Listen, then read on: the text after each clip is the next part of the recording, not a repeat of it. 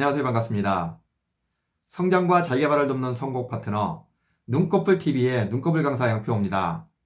저는 현재 기업체, 관공서, 연수원, 대학교, 공공기관 및 각종 단체 등에서 리더십, 소통과 커뮤니케이션, 대화법, 소통법, 조직문화와 조직활성화, 변화혁신, 인맥관리, 긍정과 행복 등의 주제로 강의하고 있는데요.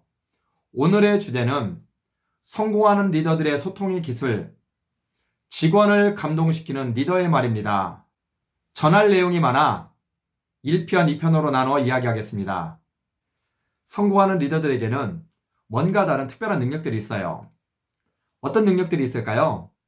전문적인 지식과 노하우는 물론이고 조직의 비전을 제시하고 때로는 냉철하면서도 결단력이 있습니다. 빠른 판단력과 실행력, 추진력도 있죠. 섬세하면서도 부드럽고 마음으로 다가가는 감성 리더십을 발휘하기도 합니다. 발로 뛰는 행동하고 솔선수범하는 모습도 있어요. 하지만 그 무엇보다 중요한 것 중 하나가 리더의 커뮤니케이션 능력이지 않을까 싶어요. 살아남을 확률 20%, 82억 달러 적자, 하나로 9조 8천억, 현재 가치로 따지면 40조에서 50조 정도 되지 않을까요? 1년 적자가 말이죠. 제 아무리 능력이 출중한 CEO라 할지라도 이 정도 수치면 회복 불가능일 겁니다. 이런 파산 직전의 거대 공룡기업의 CEO, 최고 경영자가 된 사람이 있습니다. 언론에서 비웃기 시작해요. 이 기업을 바꾸느니 차라리 코끼리를 춤추게 하는 편이 빠르겠다고요. 빌 게이츠도 이런 말을 합니다. 이 기업은 7년 뒤에 망한다라고 말이죠. 처음에는 아무것도 하지 않습니다. 무엇을 해야 할까 고민하죠. 가장 먼저 한 일은 무엇이었을까요? 현장을 찾아다니며 직원들과 대화하기 시작합니다. 회사가 어려운데 어떻게 하면 좋을까요? 좋은 방법이 없을까요? 그들의 의견을 물어요.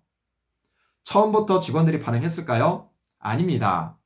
이상한 눈으로 바라봤겠죠. 이거 쉬워하는 거 아니야? 포기하지 않고 그 다음 날에도 찾아가 대화합니다. 직원들의 어떤 이야기도 귀담아 들어요. 회사에 대한 불평불만, 원망, 신세 한탄 등등 귀담아 듣고 돌아와 하나씩 반영하기 시작합니다. 닫혀있던 직원들의 마음의 문이 열리기 시작해요. 직원들 스스로 회사를 살려보겠다고 이리 뛰고 저리 뛰고 발벗고 나섭니다. 새로운 아이디어를 찾기 시작합니다. 1994년 4월 파산 직전에 IBM CEO가 된 루이스 거슨의 이야기입니다. 그는 생각했습니다. 이 위기를 극복할 수 있는 사람은 리더인 내가 아니라 회사 직원들이라고요. 나 혼자서는 할 수 없다. 직원들의 생각을 열어야 가능하다. 그래야 그들의 참여를 이끌어낼 수 있다. 직원들의 마음을 얻지 않고는 그들을 움직이게 할 수 없다는 것을 인식한 겁니다. 리더의 말과 행동이 직원들의 마음에 빗장을 풀고 신뢰를 쌓고 감동하게 만들고 자발적으로 움직이게 한 힘이지 않았을까요? 그는 리더가 갖춰야 될 자질에 대해 다음과 같이 말했어요. 리더가 갖춰야 될 가장 중요한 자질은 첫째도 커뮤니케이션, 둘째도 커뮤니케이션, 셋째도 커뮤니케이션이다 라고요. 리더와 직원들 간 소통이 얼마나 중요한지에 대해 이야기하고 있습니다. 그렇다면 리더로서 어떻게 소통해야 할까? 어떻게 소통해야 직원들의 마음을 움직이고 감동을 줄 수 있을까? 직원을 감동시키는 리더의 말에 대해 이야기하겠습니다. 직원을 감동시키는 리더의 말 첫 번째는 지시하지 말고 직원들의 의견을 물어라입니다. 리더에게 가장 편한 소통 방법은 무엇이라고 생각하시나요? 이거 해, 저거 해, 시키는 대로 해, 명령하고 지시하고 강요하는 겁니다. 이것이요, 가장 빠르고 효과적이에요. 토달 필요가 없습니다. 그냥 이유가 없어요. 지시한 대로 시키는 대로 하면 되니까요. 이것은 전형적인 권위주의의 유물입니다. 리더와 직원들 간 원활한 커뮤니케이션을 가로막는 가장 큰 장애물이자 적이라 할 수 있습니다. 만약 리더가 지시하고 명령하면 어떤 일이 벌어질까요? 직원들의 생각을 차단해버립니다. 직원들의 생각이 없어져요. 앵무새를 만들고 로봇을 만듭니다. 시키는 대로만 하는 수동적이고 의존적인 직원을 만듭니다. 반대로, 야, 어떻게 하면 좋을까? 이건 어떻게 생각해? 다른 방법은 없을까? 이게 최선의 방법일까? 또 다른 해결책은 없을까? 이렇게 물으면 직원들은 속으로 생각합니다. 뭐야? 뭐라는 거야? 내가 모를 줄 알아요?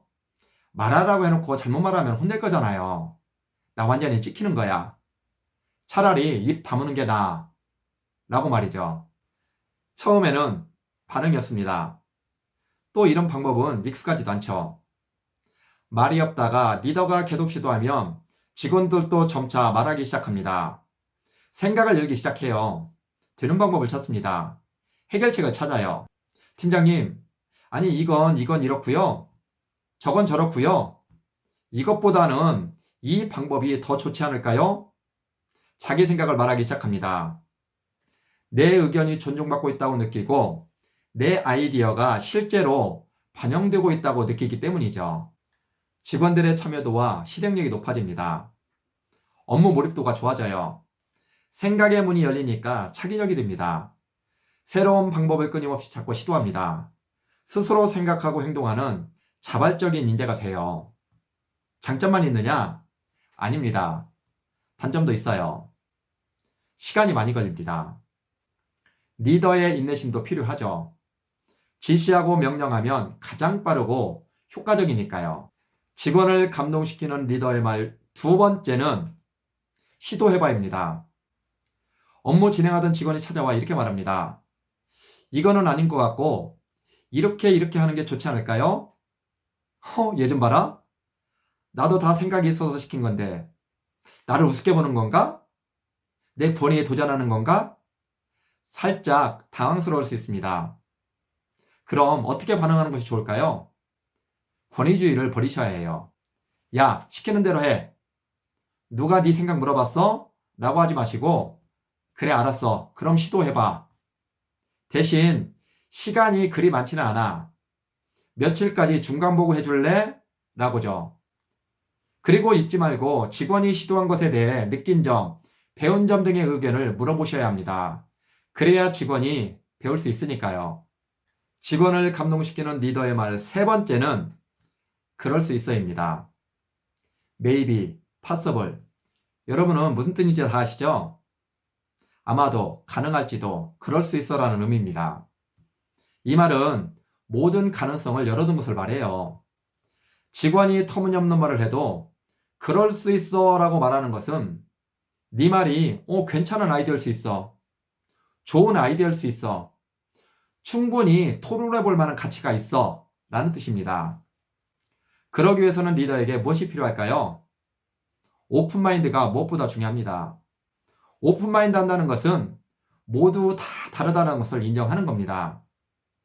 귀를 활짝 열고 다른 사람의 반대 의견까지도 기꺼이 들을 준비가 되어 있다는 것을 말해요. 의사결정 과정에 직급과는 상관없이 직원들의 의견이 충분히 논의되고 묵살되지 않고 받아들이는 것을 말합니다. 설령 내 의견과 다른 반대 의견들을 말했다 할지라도 불이익 당하지 않는 것을 의미해요. 그런데 이런 리더들이 많아요. 직원들이 반대 의견을 말하면 내 권위에 대한 심각한 도전으로 받아들입니다. 그 순간부터 그 직원은 권위의 도전장을 내민 사람으로 간주하며 온갖 불이익을 줍니다. 이것을 없애야 합니다.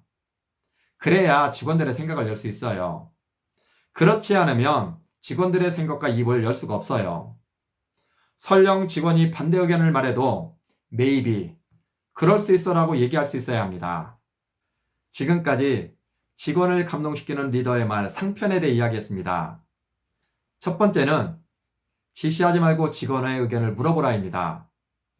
두 번째는 시도해봐입니다. 세 번째는 그럴 수 있어입니다. 전할 내용이 많아 하편은 다음 시간에 알아보겠습니다. 지금까지 시청해주셔서 고맙습니다. 도움이 되셨다면 구독, 좋아요 부탁드립니다.